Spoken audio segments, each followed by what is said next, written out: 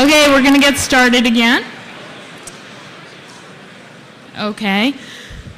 This is loud now. This is great. Okay, so our next speaker is Ashton Kutcher, and a lot of people probably know him as an actor, but what most people, or many of you might not realize, is that of all the angel investors in LA, he is like the most plugged into Silicon Valley. So he's here to talk to us today. Thanks.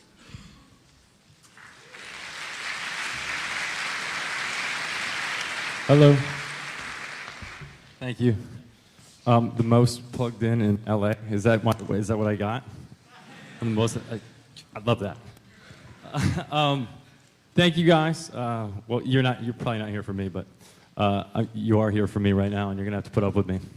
So I was thinking, like, I've been actually really pining over what I was gonna talk about today. I was just in Mexico and gave a speech at this social media conference there, and I was speaking in New York a couple days ago, but like this crowd is really intimidating to me. You guys are like really intimidating to me. When I was in high school, I was a biochemical engineering student, and we learned Fortran for some reason that I'll never exactly understand. But I ultimately didn't graduate and didn't get a degree in engineering, and found out just enough to know that it was something that I never wanted to let go of, but not something I wanted to pursue right then. And so I took this like big risk and dropped out of school. My parents were furious. And I dropped out of school to become a model, which was really weird. Which really pissed my dad off, right? Like I had this great summer job working at General Mills making Cheerios on the like Cheerios line that was like paying for my school. And my dad hooked it up, and he was like so upset with me. And he's like, "You're gonna be a model? Really? Like this is it?" And by the way, I didn't even know guys modeled. Like I thought the Marlboro Man was like a real guy. I thought he was like a real cowboy. But I took this like big risk and quit school. I quit the one thing that was like surefire, and went and became a model, and got really bored really fast, and didn't love being a coat hanger. And then I became an actor, which was like a coat hanger that talks, and then I ultimately like came full loop and came back around. And by the way, when you talk, you're generally not even speaking your own words, you're speaking somebody else's words and trying to make it sound really real. And then I came full loop around and started looking at technology again. I started getting interested in technology and started getting interested in engineering, and started really getting interested in solving problems. Solving my own problems, and then solving other people's problems, and what the value of that is. And so whether it's technology or philanthropy, or actually even performing or being an actor, I started to make it about solving problems. And I think that that's probably the single biggest thing that as an angel investor I look for in entrepreneurs, is people who genuinely want to solve a problem, a real problem, a problem that exists not just for themselves, but sometimes just for themselves, and then it sort of turns into this wave effect that solves other people's problems. And sometimes by trying to solve your own problem, you're solving everybody else's problems. Because generally, if you want to affect the world, you have to change yourself first. Everybody tries to go out and change the world by changing other people and other things. But the real way to do it is by changing yourself. And sometimes making those really uncomfortable choices to go up against everyone in your life that you look up to, and take that risk to go be a model. Or go do this thing that nobody else is doing. So I'm a storyteller by trade, so I thought I'd share a story with you as opposed to giving some piece of advice, because you're all probably a lot more intelligent than I am. So I see a lot of entrepreneurs that come in and they have a really great idea to solve something. And I start to talk to them, I start to find out who they are and what they're about. And they sort of jump from the problem that they're solving to who they're going to be or what they're going to get by solving. And it's like I have this like red flag in my pocket that goes up. And I'm like, wow, that guy wants to be Mark Zuckerberg. That guy wants to be Pincus. That guy wants to be Steve Jobs. Or that guy just is got this idea, and he's like, yeah, and the market cap is this, and it's this, and we're going to make this much money, and it's going to be $1 billion company. And then I have this like switch in my head that just starts to shut off really slowly when I hear this. Because they're jumping to the effect. And if you want to be a real entrepreneur, you have to be the cause. You have to be the creator of somebody else's new reality, which eliminates time, space, motion, pain, friction. That's what engineering is. And it was like the first thing that I learned as an engineering student was, scientists, look at problems and they, find out about problems, and engineers solve them. And it's the one thing that really, really stuck with me. And those guys that want to be Mark Zuckerberg, or girls that want to be the next big entrepreneur, that not the next big, but the one that already exists. If you want to be Mark Zuckerberg, the best you're ever going to be is second place. Because Mark Zuckerberg will always be a better Mark Zuckerberg than you. And if your chase is for $1 billion company, you may not make $1. So I wanted to tell the story about a guy named Carl Fisher. How many people here know who Carl Fisher is? A couple people? It's interesting, only a couple people know who this guy is. And after you hear the story, you're gonna wonder, wow, how do I not know who this guy is? And when I heard this story, Carl Fisher was one of the greatest marketers in American history. As a young kid, Carl Fisher couldn't see very well. His eyesight was pretty poor, and he would go to school, and he would sit in the back of the class, or he would sit in the front of the class trying to see, but he was still a poor student. He didn't do well. The teacher moved him to the back of the class, right? So when he was a young kid, he quit school because there was nothing really there for him. He couldn't even see the damn blackboard. So he was like, fuck it, I'm out of here, right? He bails. So then Carl gets this idea, and he's like, he's going to sell candy on the train. Right? There's these candy boys, and they walk down the aisle with these boxes, and they sell candy. And so Carl gets this idea, but Carl's no ordinary Carl. Carl is an amazing marketer. And so what he does is he gets a T-shirt, and on the T-shirt, he pins this print of a naked lady. And he has his schmuck, whatever you call it, Jewish schmuck. It's schmuck in Jewish. It's Shabbat, so I can say schmuck. He has a schmuck, and he walks down the aisle with his candy box, and as he passes these businessmen, he goes like this, and keeps walking. And they're like, hey, kid, get back here. What was that?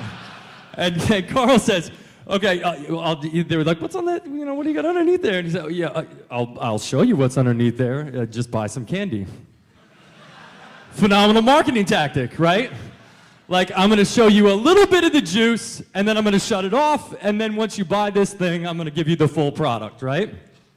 And so Carl makes a lot of money, because these guys really want to see naked pictures. We all know that you want women on your platform early, hot ones first, and then everybody comes. Carl knew this way back in the day. So he makes a lot of money, and then he gets this idea he wants to sell bicycles, right?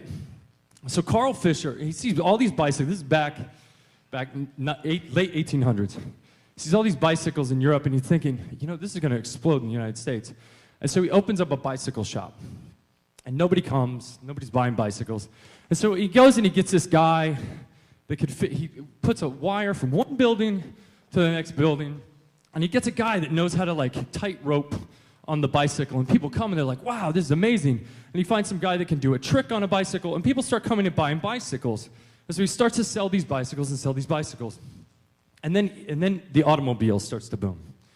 And he's like, wow, this is the future. Now, you got to remember, Carl can't see so well, but he gets a car with all his money, and he loves it. And he's driving this car, blind as a bat, and he loves the speed of this thing and the agility and the control that he has. And so he opens up a car shop, and he was like he opened up basically the first automotive dealership in the world. And so he starts selling these cars and making a lot of money. And it sells his bike shop, obviously, in order to do the down payment. It takes this bigger risk with cars. And, of course, people start buying cars. And it's the first automobile dealership in the United States. And then he starts thinking to himself, he's like seeing all these people driving cars, and he thinks, someday, these people are going to want to drive these cars at night. And so he invents the headlight. And he sells the headlight, and he makes a lot of money. And so now he's a millionaire back at like the turn of the century. And he's got all this money, and he's doing extremely well for himself. And he goes to, like, I think he was like in Minneapolis. And he's like trying to sell cars and sell this headlight. So he hooks this car up to a hot air balloon. And he's like flying over the city in Minneapolis and trying to sell these cars and promote his brand, promote what he has. And he sees this girl down in the crowd below. Young girl, beautiful girl. And he says, land the balloon. I have to go and meet this girl. So he meets the girl. And they fall in love. And she's like, you know, you've worked so hard. You have all this money. Why do you keep working? Like, what are you trying to do? And Carl's like, you know, I just see things. He was blind. Blind is bad, but he had vision. And he's like, I just see these things, and I have to make them happen. And she's like, well, you should just really settle down and have a family and do the...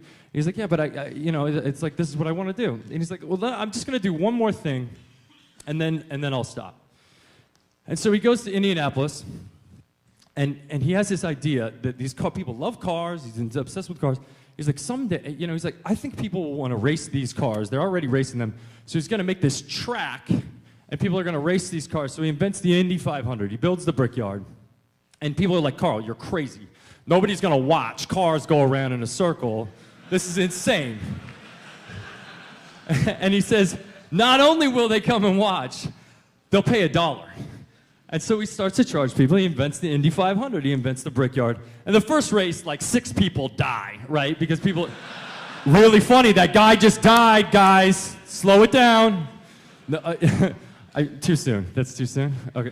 So anyway, like 6 people die in the first race, right? Because it's the brick and people are flying off and whatever. And so it was a huge disaster. But then he stays at it, and he stays at it because even though he failed, he knew that he could change it. They changed the surface, and people start to come, and it actually starts to grow, and it builds into the Indy 500 as it is. His wife is like, okay, Carl, this is a debacle. You know, let's just stop doing these things. Let's go on vacation. So he takes him on vacation. It's around like 1910. They go down to Florida, which at the time was like this, you know, there was a couple like little resorty areas, but it was kind of a mosquito-infested environment. But they're there and they're on vacation. He sees this bridge, like going out into the distance, and he's like, "What the hell is that?" And the wife's like, "Carl, don't go, just relax." And he's like, "No, I just want to find out what's going on with this thing, right?" So he goes and he hunts down the guy, and he finds out this guy's trying to build the largest bridge in the world. And Carl's like, "Well, what's on the other side?" And the guy's like, "Well, nothing. It's just like a swamp area." It's not really... And so Carl says, "Well, take me over there." So they go over, and he starts looking around, and he sees, and he's surveying the land. He's like, "Wait a second." And he sort of gets down on his hands and knees, and he's like looking and like drawing a little thing. And the guy's like, "What are you doing?" He's like, "I think we could backfill all this and turn it into like a giant resort place." And the guy's like, "Well, if you want to do it, you can do it. I'm not getting involved." And he's like, "Well, yeah, but you want people to come to for your bridge, right?" Because the guy couldn't get money. He's like, "I'll help you finish the bridge. I want the land on the other side." The guy's like, "Okay." So he starts backfilling, builds up these giant casinos. This is his whole thing. It's Miami Beach. He's building Miami Beach, right? And he was Carl's otherwise known as like Mr. Miami because of this. And he fills it in, and he builds all these casinos in this huge area, there's a whole thing, and nobody comes. And he's got this giant infrastructure now, casinos and stores and houses, and nobody comes. And he's like, "Oh man, I got to do something." So he gets like an elephant, right? Like people in America hadn't seen an elephant, but it's an elephant, people will come see the elephant. He tries to tell people. He goes to Congress and petitions for a highway from the north coming south. And they build the Dixieland. He had enough money at the time where he could convince them to build the Dixieland Highway from all the way up north, all the way down to Miami. And nobody comes. And he's like, "This is a nightmare," right? He's like dumped everything he had, all the money from the headlight into this thing, and nobody comes. And so he kidnaps the President of the United States. And he takes the President of the United States out into this place and gets photographs of him there. He was friends with him, so he sort of kidnapped him. It's a better story if he actually kidnapped him, but I made that part up. So he takes the President of the United States and he takes these pictures of him out in this island. And people start to come, one by one by one. And it's the biggest land boom in American history. And people are literally setting up card tables in their front lawn, selling land. And it's going, and it's going. It's like the internet right now. It's just happening. And everybody's coming, and they're coming, and they're coming. And they're selling, and the prices are going up, and Carl's making millions. He makes $100 million before 1920. And then he gets a brilliant idea. Montauk, Miami of the North. And he dumps it all into Montauk. Everything he's got goes into Montauk. And he's building it up. His wife is furious. By the way, she adopted a baby he didn't even know about. There's a whole nightmare story. Carl started drinking a lot. He builds up Montauk. The stock market crashes. He loses everything. Completely wiped out. Carl Fisher died in a trailer home outside of Miami. And about a week before he died, somebody took him up in a blimp, and they took him over Miami, and he was able to see what he had built. But that's all he had. He didn't have a dime. He didn't have a penny. Hardly anyone would remember his name. But he gave that to all of those people.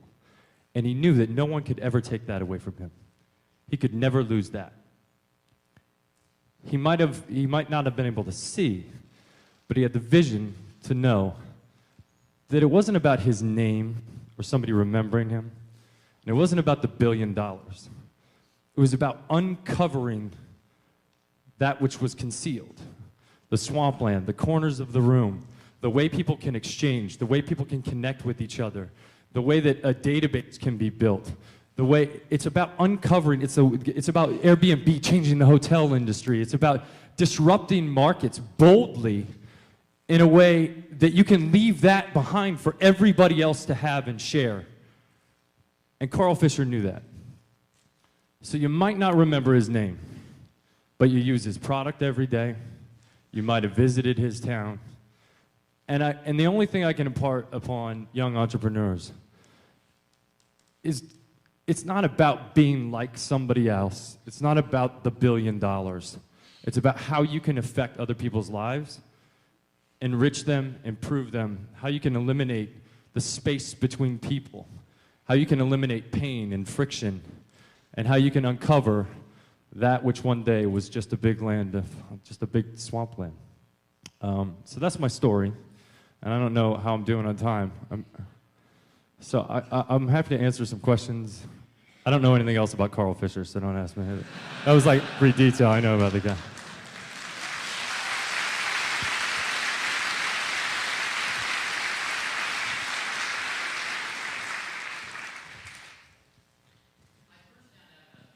What's your name? Chris, nice to meet you.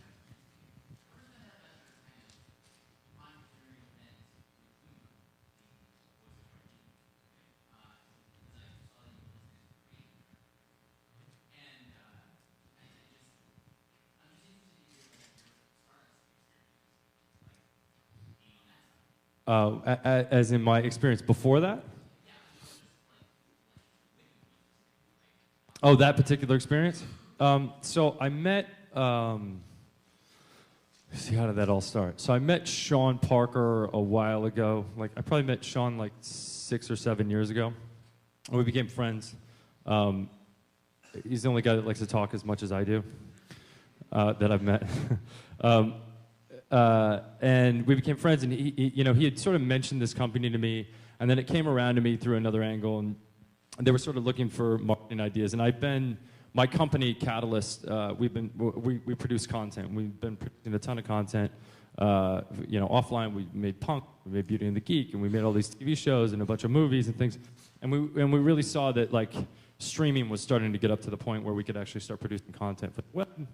And so Sean introduced me to Andrew Frame, who was the founder of Uma, and we connected and started talking. He was like, "Hey, I want you to be a part of my company. I want you to help." And I took and he came to me, and I really didn't know a whole lot about the space or about investing. I honestly knew very, very little. And he was like, "Well, why don't we just give you this position, and you can come and help us, and you maybe produce some content for us." And so we ended up. My company ended up making like 4 or 5 different viral promotional videos for Uma, and I talked to Andrew quite a bit. He's a great guy, really smart guy, but ultimately it kind of got to a point with the company where I don't know how much I can even talk about this.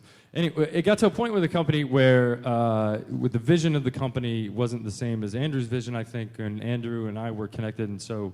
Ultimately, I just sort of said, "Here's your stock." If we're not on the same page going forward, I don't want to be on the page. And so I said, "Here's the stock. I'm not interested anymore." So I gave back all my stock in the company and said, "Go knock it out." And that's what happened. I actually think it's a really brilliant notion, this idea of peer-to-peer communication. But I think it would probably be a better software solution than a hardware solution ultimately. But that being said, they're still kind of kicking ass. My understanding is, I got a letter from the CEO saying, "Stop talking crap about us because we're doing really well." And so from what I understand, they're doing really well.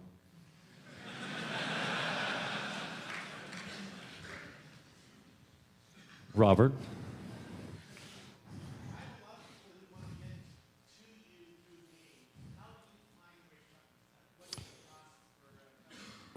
Through you. You showed me Flipboard, man. I thought that was a great company. So it's kind of a combination of things. I usually find most of the companies I work with actually through recommendations of other founders that I work with, and other companies, and they say, "Hey, I think that he could be really helpful." I really try to only work with companies that I feel like I can be value add to. We also have an email at agrade@gmail.com, and I have a team that actually goes through all of that stuff, and I kind of put out initiatives of what we think we're looking for, and then I say, if anything surprises you, if anything seems too stupid or too smart, send those first. Because usually it's the ideas that are too illogical or way over somebody's head that are the ones that I'm going to be most interested in the first place. So, Ron Conway has been he's really my mentor in investing and has really taught me most of what I know about it. So that's a really good way if Ron is looking at your company or knows about your company, and he's pretty attached to the whole YC crew. So I generally find out about things that way. Paul, Jessica, those guys, they just share the stuff that they think I can help with.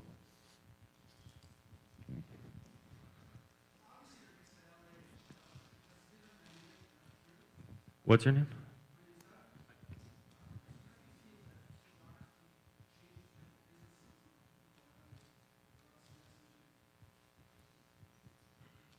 There's some really cool startups in Los Angeles. One of the companies that we invested in through YC is Grub With Us, and they're based in Los Angeles. I have 2 or 3 other companies that are based out of Los Angeles. I don't know that it's necessarily the city or the environment. It's really just about the talent. And I think that the one thing I would say the biggest difference and the reason why I'm probably most attracted to companies that are actually in the Bay or in New York is that there's a culture of people that have similar goals surrounding you, and there's it's like a giant support system. It's kind of there's so much information happening, so much innovation happening so fast that if you're not surrounded by a room of people that are helping you to stay up to date on what's going on and what's happening, and maybe there's a better database solution for this, or maybe there's a better thing for that, or maybe there's a different way to do that, or this company just did that and they were really successful. Because I would say 50% of what any company does is ultimately going to be copying or mimicking what other people are doing that's really successful. And then 50% beyond that is real innovation. And so to me, the biggest differences between The environment is the surround sound that you have. I think that there's a little bit of attitude in Los Angeles that I don't appreciate as it pertains to startup. I think a lot of people that are trying to innovate on the entertainment business sort of walk in with a really amazing idea. We were just talking outside about like Nielsen ratings, which is that stupid box where there's like 10,000 of them in the entire country that are like controlling how much I get paid on 2.5 Men. And there are like 2,000 or 10,000 families that decide whether or not I get a bigger check next week or a smaller check, if you know, or next season or whatever it is, right? I thank those families right now because they're helping me in a very good way. But it's not a really intelligent, I mean, there's billions of dollars in the advertising industry, right, that are pouring into television, but it's not a very intelligent way to solve that problem. But there are companies that are the sort of spearheads of content delivery, as it currently sits, that are resistant to innovation. And there's, you know, though we could track what every single person was watching, you know, change is really difficult. And you know, what I was saying outside was that you know, if I wear this pair of boots and they're really comfortable boots, and you hand me boots that are like 10% better than these boots, 10% might not be enough. Like, if you hand me boots that are 50% better than these boots, I might wake up and put the other boots on, right? I'd be more inclined. I think what happens is we sort of institute change incrementally, and I think that, you know, well, we'll check this thing out or we'll check that thing out, but for them to really change, somebody has to present a solution that is so drastically better that they can't not change, and, you know, there's a little trepidation or fear. They've got a business that's worked really well for a really long time, so they're afraid of changing it. So. Yes. Hi, Joseph. You have a good voice. Nice to meet you.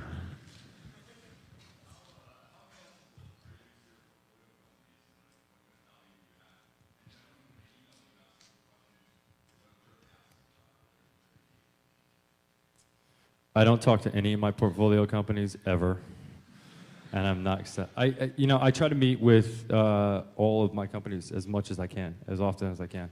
I was in New York on Monday, Tuesday, and Wednesday, and met with like 5 companies.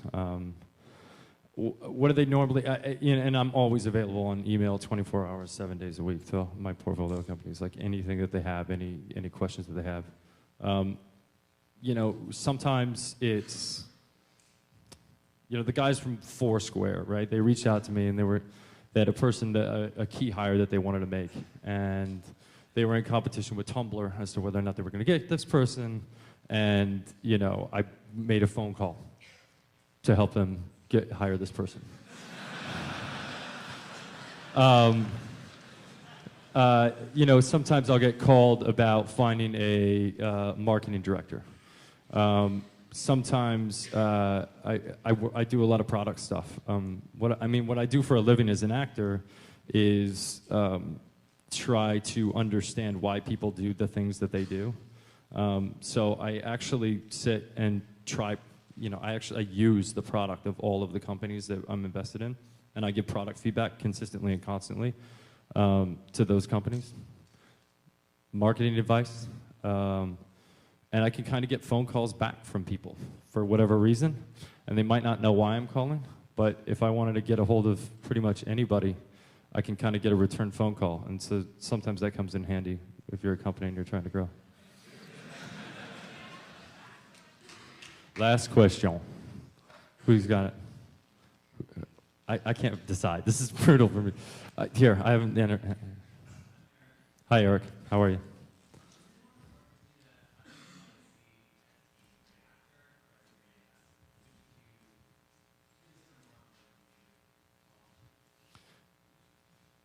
I don't give a shit about legacy at all.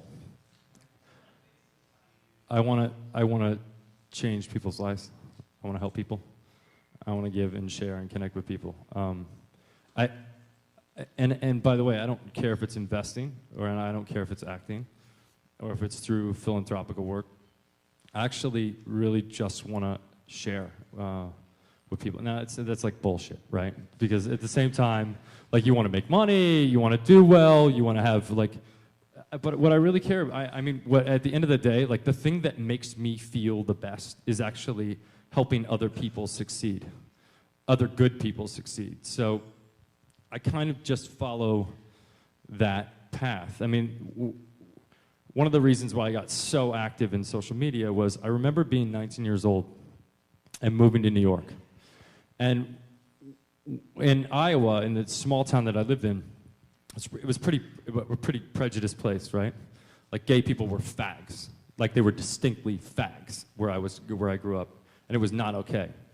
Now, come to find out, like 10 years later, like, one of my best friends was a gay guy, which explained a lot, because he was always like, yeah, let's get in the jacuzzi, you know, and I was, and I'd be like, yeah, okay, great. And he's like, let's take our clothes off and run around the house. And it was like, yeah, okay, great. And I'm like, wait a second, you son of a... I called him, I was like, dude, you did that. Like, I did it, but